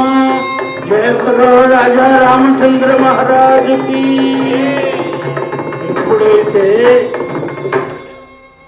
విభీషణుడిని జాంబవంతుడు అడిగాడు, చిమ్మ చీకటైపోయింది మొత్తం అంతా, ఎవరూ కనిపించట్లా. విభీషణుడు కనిపించాడు. లేవలేక లేవలేక జాంబవంతుడు లేచి, విభీషణ, ఆంజనేయ స్వామి బతికున్నాడా? ఏమిటయ్యా, ఇంతమంది మరణిస్తే ఒక్క ఆంజనేయ స్వామిని అడుగుతావేమిటి అనేటప్పటికీ జాంబవంతుడు చెప్పాడు, ఎవరు బతికుంటే మిగిలిన వాళ్ళు బతుకుతారో, ఎవరు లేకపోతే మిగిలిన వాళ్ళందరూ లేకుండా పోతారో వాడే ఆంజనేయుడయ్యా అంటూ ఉండగా హనుమత్ ప్రభు అక్కడికి వచ్చాడు. హనుమా, జాంబవంతుడు చెప్పాడు, ఇక్కడికి ఉత్తర దిశలో ద్రోణగిరి పర్వతం ఉంది, దాని మీద ఓషధి పర్వతం ఉంది. ఆ ఓషధి పర్వతం మీద 5 వేర్లు చెబుతాను. 4 వేర్లు విశల్యకరణి, సంధానకరణి, సువర్ణకరణి, సంజీవకరణి అని 4 వేర్లుంటాయా. ఆ 4 వేర్లు తీసుకురా అన్నారు. సూర్యోదయం అయ్యేటప్పుడు రావాలన్నారటండి. అనేటప్పటికి వెనువెంటనే హనుమత్ ప్రభువు రామచంద్ర పాదరేణువు కదా, ఆంజనేయ స్వామి వెళ్ళిపోతున్నట్ట భజన చేసుకుంటూ, రామ కోమల మేఘశ్యామ రవికులాతి సోమ రామ రామ.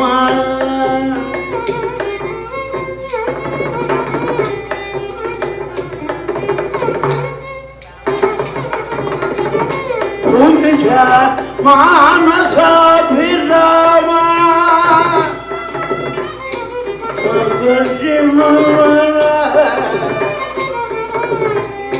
భూమిష మానసాభిరామ సంపూర్ణ కామ. భూమిష మానసాభిరామ సంపూర్ణ కామ దివ్య సార్వభౌమ రామ రామ.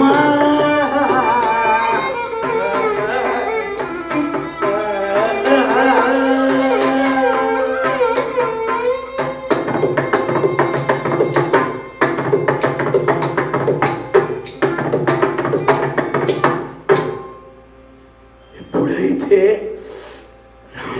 హనుమత్ ప్రభు అలా భగవన్నామం చేస్తూ వెడితే కింద రావణాసురుడి సైన్యంలో ఒకడు కాలనేమి అనేవాడు ఒక గుడారం వల్లే వేసుకుని కుటీరాన్ని నిర్మించుకుని ఆ కుటీరం ముందు విషజలం పెట్టేటండి.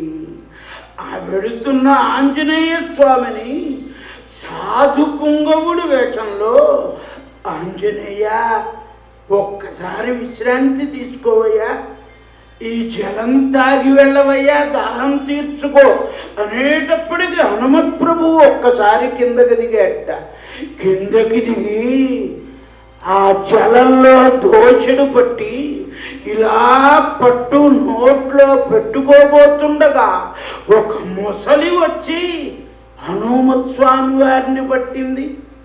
పట్టేటప్పటికి హనుమంతుడు ఆ నీరు పడవకుండా కాలితో ఆ మొసలిని విరిచేశారు.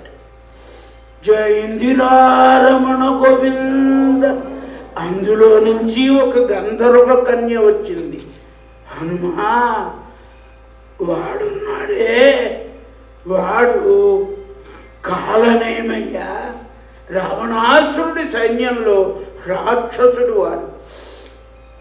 ఇదంతా విషజలం తాగమాకంటే ఆ కాలనేమిని చంపి భగవన్నామం చేస్తూ ఆ ఓషధి పర్వతం మీదకి వెళ్ళాడు. వెళ్ళేటప్పటికి వేర్ల పేర్లు మర్చిపోయాడు. ఆంజనేయ స్వామి. ఏమండి, ఆంజనేయ స్వామి దేవుడు కదా. బుద్ధిర్బలం యశో ధైర్యం నిర్భయత్వ మరోగత అంటారే, ఆయన మర్చిపోవటం ఏమిటండి అంటే భగవన్నామం మరుపు తేవాలి.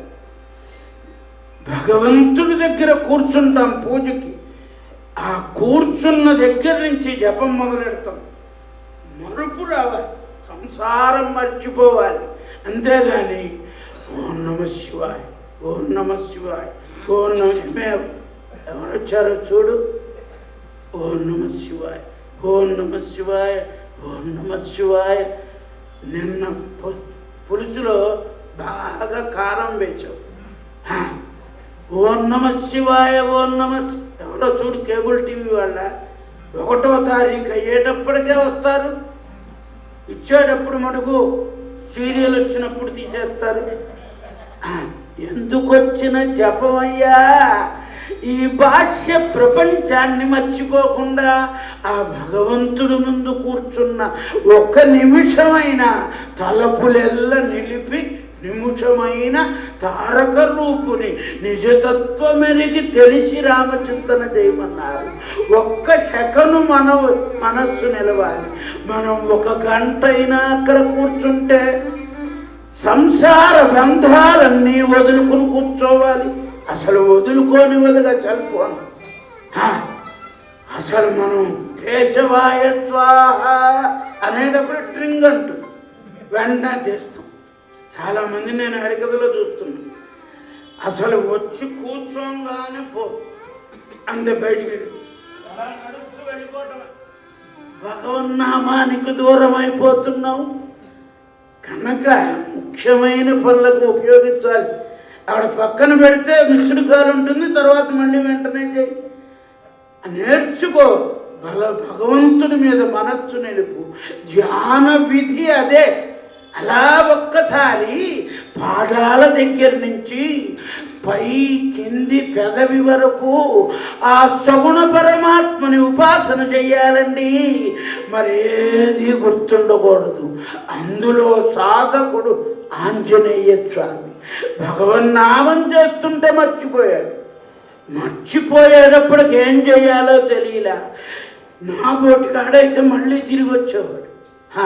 మందుకు పంపితే అదేదో సామెత ఉందే, అట్లా తిరిగి వచ్చి ఆంజనేయ స్వామి అట్ట కాదు, ఆ పర్వతమే ఊడపీకాడు. ఊడపీకి ఎడంచేత్తో ఇట్ట బట్టి దశరథ రామ దానవభంజన భీమ దయానిధే శ్రీ సీతారామ దశరథ నందన రామ రామ రామ రామ దశరథ నందన రామ దానవభంజన భీమ దయానిధే శ్రీ సీతారామ దశరథ నందన రామ రామ రామ రామ దశరథ నందన రామ.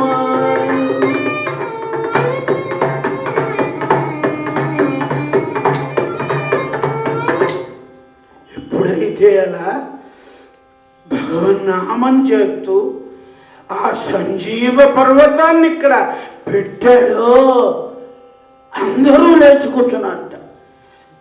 లేస్తూనే రామచంద్ర జయ హో రఘురామచంద్ర జయ హో, రామచంద్ర జయ హో, రఘురామచంద్ర జయ హో, రామచంద్ర జయ హో, రఘురామచంద్ర జయ హో, రామచంద్ర రఘురామ, రామచంద్ర పంజాబ, రామచంద్ర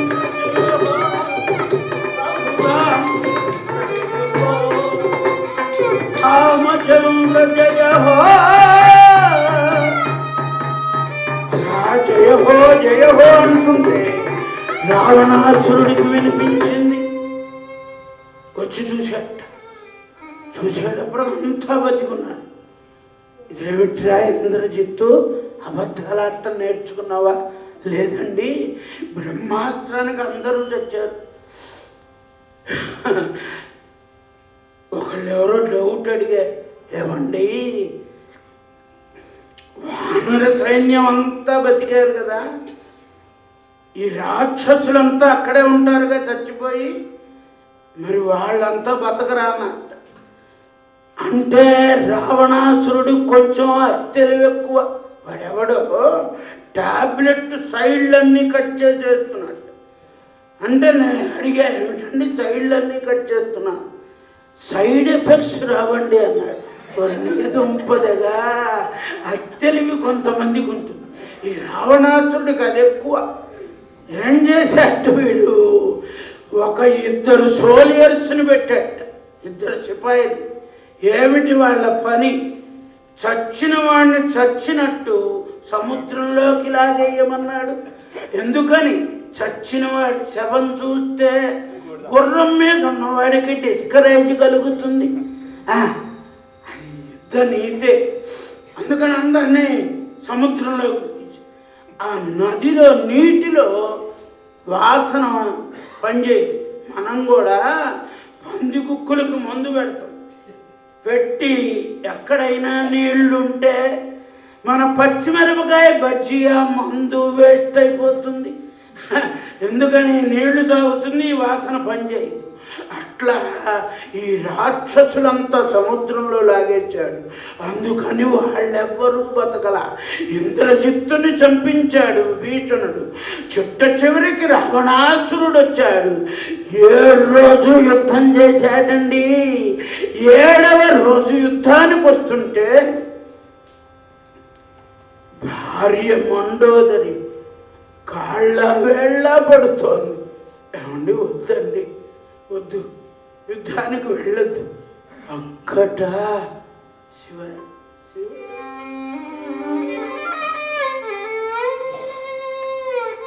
భోరును విలపిస్తూ, అప్పటికే కుమారుడైన ఇంద్రజిత్తు మరణించాడు.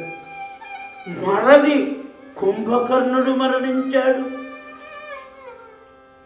ఆ మండోదరికి ఎడంకన్నా కుడికన్నా అదిరిపోతుంది. ఒక్కసారి చివరి రోజు 7వ రోజు, ఆ 7వ రోజు కాళ్ళ వెళ్ళ పడిపోతుంది. ఏమండి, వద్దండి, వెళ్ళొద్దండి. అక్కడ మీసము వచ్చినట్టి, అక్కట మీసము వచ్చినట్టి మగరక్కసులెల్ల ఈల్గ పవరమ్మా. ఒక్క మగవాడు లేడు లంకానగరంలో. మీసం వచ్చిన ఒక్క మగ పిల్లాడు లేడండి. అక్కట దాసు గారు రచన, అక్కట మీసం వచ్చినట్టి మగరక్కసులెల్ల ఈల్గ పవరబోదు. నాగా శని చుక్కవోలే సీత నేల తెచ్చితివి, మగువ కాదిది మన పాలి మిత్తిది. శ్రీరాముడు ఎవడనుకొంటివి, మనుజ మాతృడు కాడు మాధవుడు. నాథ వెళ్ళద్దు, ఎన్నటికి చావులేనట్టి తెన్ను వెతకి ఎన్నటికి చావులేనట్టి తెన్ను వెతకి. మండోదరి మామూలు ఆవిడ కాదండి, మహాపతివ్రత. అహల్య, ద్రౌపది, సీత, తారా, మండోదరి తదా అన్నారు.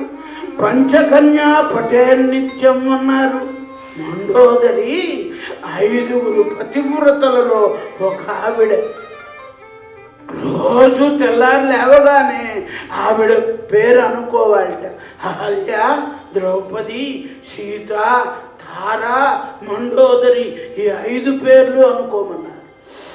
అట్లాంటి మండోదరి చెబుతోంది, ఏమయ్యా ఎందుకొచ్చిన పంతం, ఎన్నటికి చావులేనట్టి తెన్ను వెతకి. ఎప్పటికీ చావులేనట్టి ప్లేస్ ఏదో తెలుసా అండి? మండోదరి ఇంగ్లీష్ వచ్చా? ప్రదేశం ఏదో తెలుసా? భగవత్ పాదారవిందాశ్రయమయ్యా.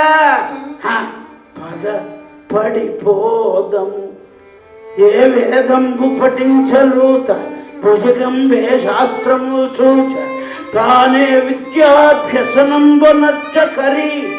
అవన్నీ ఏం చదువుకున్నాయ్యా? నీ పాద సంక్షేమాచక్తియగాక జంతు సతికిం శ్రీకాళహస్తీశ్వర. చేపలు పట్టేవాడు ఆ నది దగ్గరికి వచ్చాట. వల వేద్దామని వచ్చేటప్పటికి అలా వల విసురుతున్నట్ట. విసురుతుంటే ఆ చప్పుడుకి చేపలకి తెలిసింది. పరుగున అవతలకి వెళ్ళిపోతుంటే 2 చేపలు ఎవరైతే వల వేస్తున్నారో వాడి వైపే నడిచొస్తున్నాయి, ఈదుకుంటూ వస్తున్నాయి. ఆ దూరంగా వెళ్ళిపోతున్న చేపలన్నీ అనుకుంటున్నాయట, చూడవే ఆ 2 వల వేస్తున్న వాడి వైపే వెడుతున్నాయి అన్నట్ట. చేపల వల వేసేవాడే ఎట్లా వేస్తాడు? వల ఇలా చుట్టి దూరంగా వేస్తాడు కదండి. అలా వేసేటప్పటికి ఏవైతే దూరంగా వెళ్ళాయో అవన్నీ వలలో చిక్కుకున్నాయి. ఎవరైతే పాదాల వైపు నడిచొచ్చాయో ఆ 2 బతికున్నాయి. జై ఇందిరారమణ గోవింద. అందుకే వెంకటరమణుడు ఇలా చూపిస్తాడు, ఆశ్రయించవలసింది నా పాదం రా.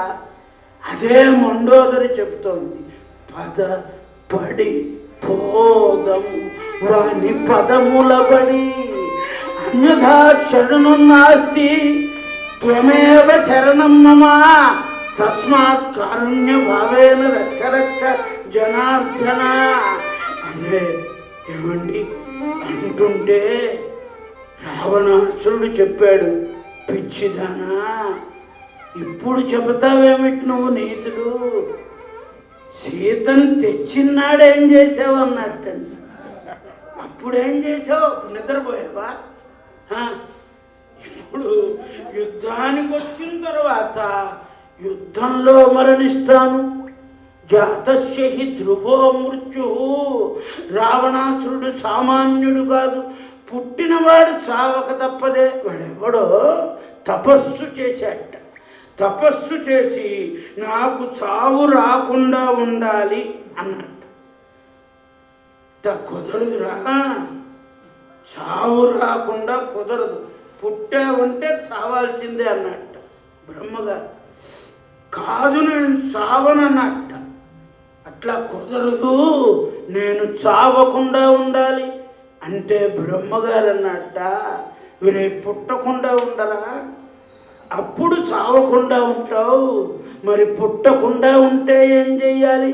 ఇంత భగవన్నామం చెవుల్లో పోసుకో, భగవన్నామం నోటితో అను, భగవంతుణ్ణి కళ్ళతో చూడు, అప్పుడు భగవత్ పాదాశ్రయం దొరుకుతుంది నాన్న.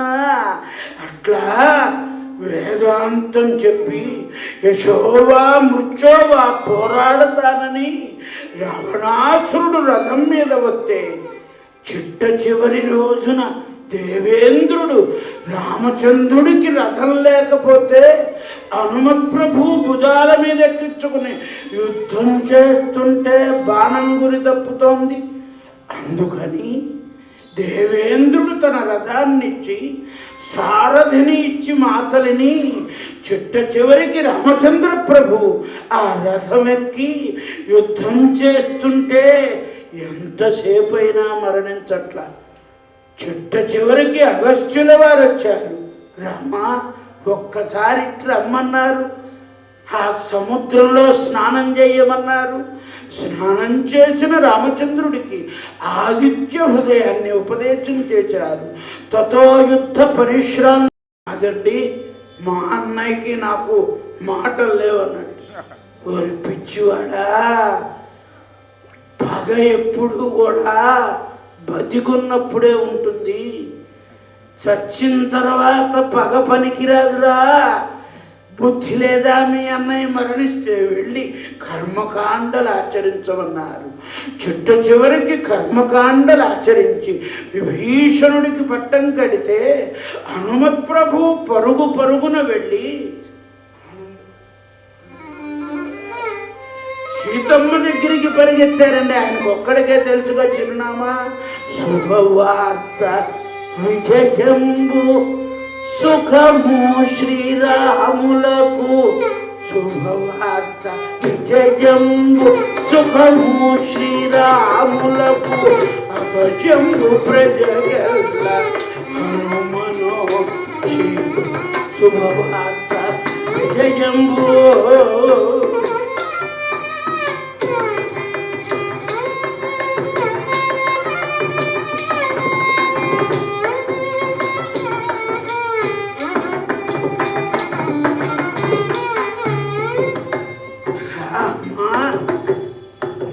భర్త వచ్చి రావణాసురుణ్ణి రణమందు చంపాడమ్మా, నీవిప్పుడు రావమ్మా అనేటప్పటికీ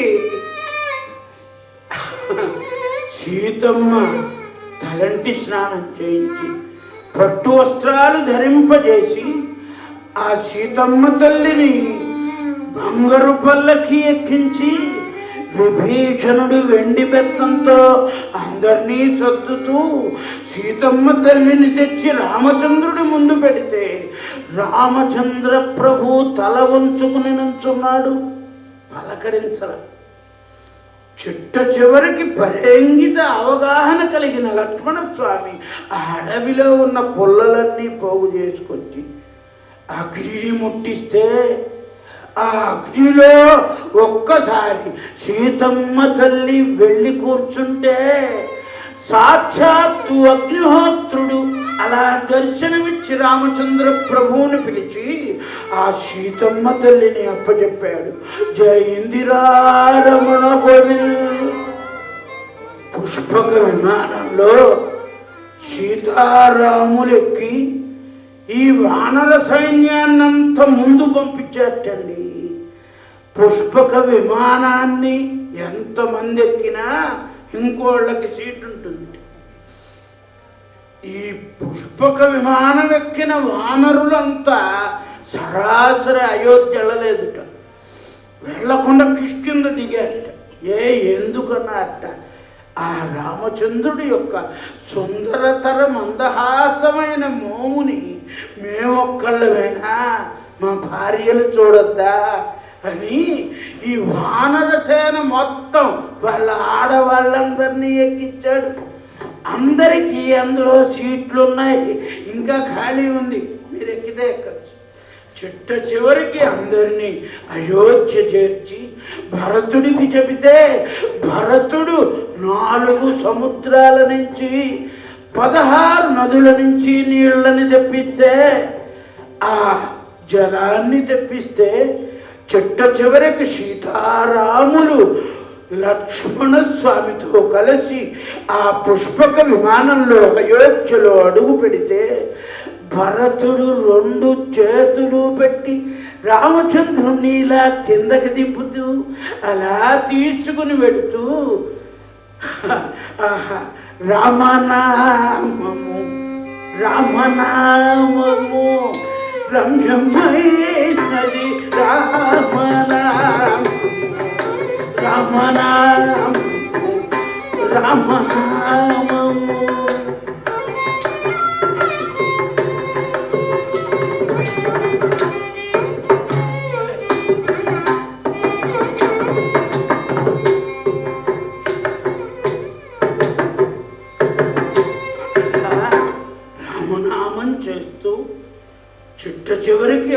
అయోధ్యలోకి తీసుకుని వెళ్ళి సీతారాములని సింహాసనం మీద కూర్చోబెట్టి వశిష్ఠ వామదేవాదులు ఆ సహస్ర శిరఛిద్రాన్ని తెచ్చి 1000 చిల్లులు పెట్టిన ఆ బంగారు పళ్ళెరాన్ని తీసుకుని వచ్చి ఆ 16 నదులలో జలాన్ని 4 సముద్రాలలో జలాన్ని కూడా భరత లక్ష్మణ శత్రుఘ్నులు అయోధ్య ప్రజానీకమంతా సీతారాములకి పట్టాభిషేకం చేస్తుంటే వశిష్ఠుల వారు మంత్రం చదువుతున్నారు. నమస్తేస్తు భగవన్ విశ్వేశ్వరాయ మహాదేవాయ త్రయంబకాయ త్రిపురాంతకాయ త్రికాగ్నికాలాయ కాలాగ్నిరుద్రాయ నీలకంఠాయ మృత్యుంజయాయ శ్రీమన్మహాదేవాయ నమః. సజ్జోజాతం ప్రవజ్యామి సజ్జోజాతాయ వై నమో నమః. భవే భవేనాతి భవే భవత్వమాన్ భవోద్భవాయ నమః. వామదేవాయ నమో జ్యేష్ఠాయ నమః. శ్రేష్ఠాయ నమో రుద్రాయ నమః. కాలాయ నమః. కలవికరణాయ నమో బలవికరణాయ నమో బలాయ నమో బలప్రమథనాయ నమః. సర్వభూతదమనాయ మనోన్మనాయ నమః. అఘోరేభ్యో ఘోరేభ్యో ఘోర ఘోరధరేభ్యః సర్వేభ్యః సర్వేభ్యో నమస్తే అస్తు రుద్రరూపేభ్యః. తత్పురుషాయ విద్మహే మహాదేవాయ ధీమహి తన్నో రుద్రః ప్రచోదయాత్. ఈశానః సర్వవిద్యానాం ఈశ్వరః సర్వభూతానాం బ్రహ్మాధిపతి బ్రహ్మ శివో మే అస్తు సదా శివో. అలా పట్టాభిషిక్తుడైనటువంటి సీతారాముల బట్టలు తడిసిపోతే భరత లక్ష్మణులు కొత్త వస్త్రాలు సమర్పిస్తే ఆ కొత్త వస్త్రాలు సమర్పించిన ఆ సీతారాములని సింహాసనాధిష్ఠులను చేసి సాకేతే శరతిందు కుందధవళే సాకేతే శరదిందు కుందధవళే సౌధే మఖా మండపే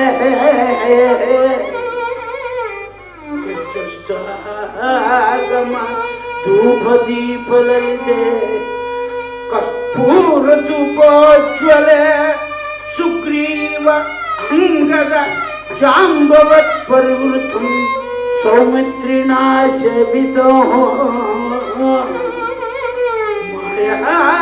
మానుష విగ్రహం రఘువరం రామం భజే శ్యామలం.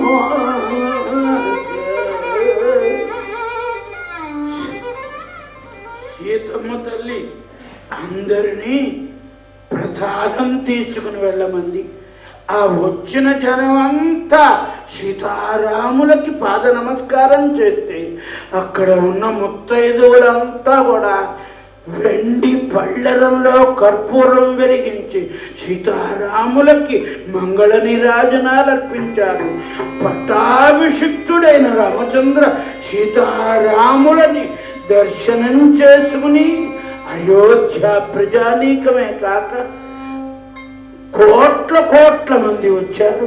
పట్టాభిషిక్తుడైన సీతారాములు 11,000 సంవత్సరాలు పరిపాలించారు. ఆ 11,000 సంవత్సరాలు పరిపాలించారు.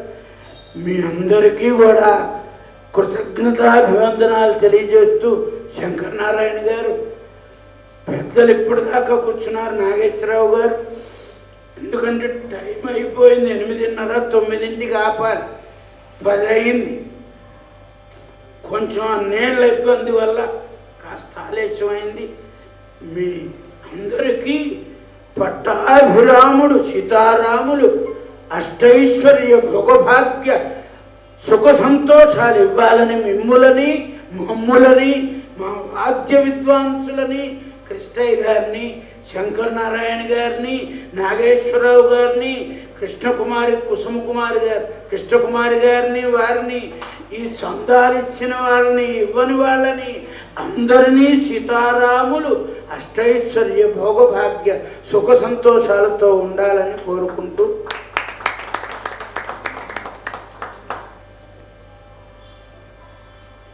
నాకు మా సోదరుడు బుర్రా పద్మనాభ సభకి కార్యకర్తలుగా శ్రావణ మాసం మొదలైన దగ్గర నుంచి అలుపెరగకుండా ఈ కార్యక్రమాన్ని ఎట్లా దిగ్విజయం చేయాలి, ఏ రకంగా చేయాలి, అందరినీ ఎట్లా ఆకట్టుకుని తీసుకురావాలి అని చెప్పి నాకైతే కించిత్ మాత్రం గొంతు పోయినా పర్వాలేదు. కానీ మరి కన్వీనర్గా ఇంత కష్టాలు పడుతున్నా కూడా, వారుడు దేవుడు వాయుదేవుడు ఇంతమంది మాకు ఇన్ని ఇబ్బందులు పెట్టినా కూడా మరి ఒళ్ళు ఎంత శ్రమపడి చేస్తే ఈ కార్యక్రమం అవుతుంది, అందరూ తలవ చేయి వేస్తాం, బాగానే ఉంది. దగ్గర నేనేమో ఉండేది హైదరాబాదు, పైనుంచి తదాస్తు అని చెప్పి ఏదో నాకు చూసింది ఏదో నేను చేస్తూ ఉంటాను. గ్రౌండ్ లెవెల్లో ఆయన పైలట్ లాగా మరి గత 3 వారాలుగా, రేపు అమావాస్య అంటే ఆల్మోస్ట్ శ్రావణ మాసం మొదలై 30 రోజులు పైన అయిపోయింది.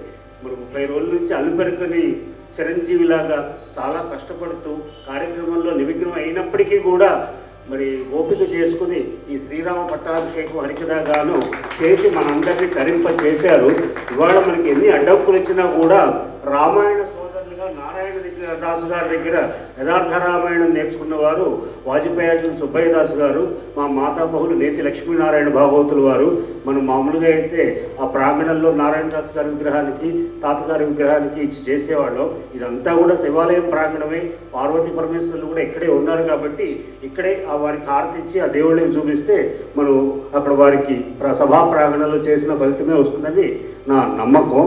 దానికి ముందుగా మా శంకరనారాయణ గారు వస్తే మా అన్నమయ్య పరివారము, నేతి లక్ష్మీనారాయణ భాగవతులు వారి కుటుంబ సభ్యుల తరఫున సాధారణంగా మేము ఇద్దరం కార్యకర్తలం కాబట్టి ఏమి ఆశించము. కానీ సాటి భాగవతుల వారిగా వారిని సన్మానించుకోవటం మా ఇది.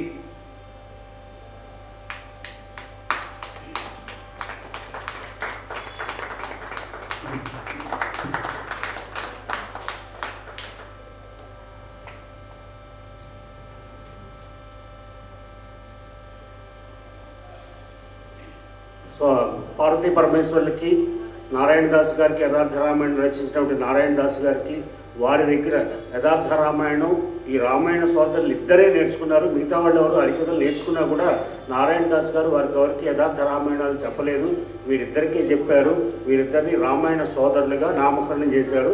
పార్వతీ పరమేశ్వర్లకి వీరికి హారతి ఇచ్చి ప్రసాదం, పట్టాభిషేకం ప్రసాదం తీసుకుని వెళ్తే కానీ ఒక్క నిమిషం ఓపిక పట్టండి.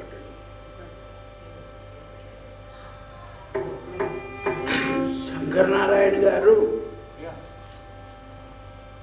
వారే కాక వారి స్నేహితులను కూడా మా స్నేహితులను చేసి ఈ ఉత్సవానికి ఇతోధికంగా చాలా వెన్నెముకల్లే ఉత్సవాలు వైభవంగా జరగటానికి మూలకారకులవుతున్న వారందరికీ నమస్సత సమర్పణ చేస్తూ రేపు ఉదయం అక్కడే జరుగుతుంది కార్యక్రమం.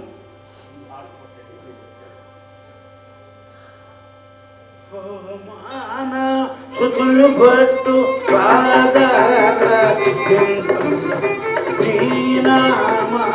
రూపం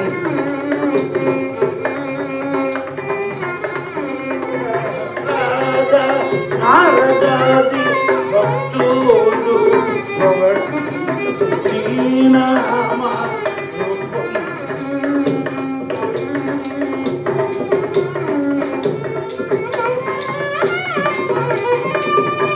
మంగళం కౌశలేంద్రాయ మహనీయ గుణాత్మనే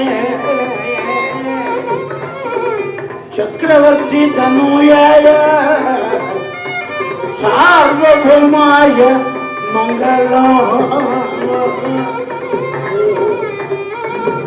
వేదాంత విద్యాయ మేఘశ్యామలమూర్తయే పుంసాం మోహన రూపాయ పుణ్యశ్లోకాయ మంగళం.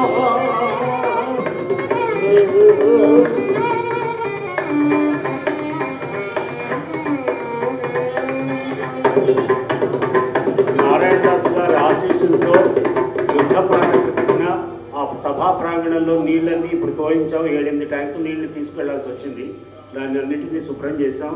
దేవుడి దయ వల్ల రేపు వాన రాదు అని నాకు నమ్మకం ఉంది.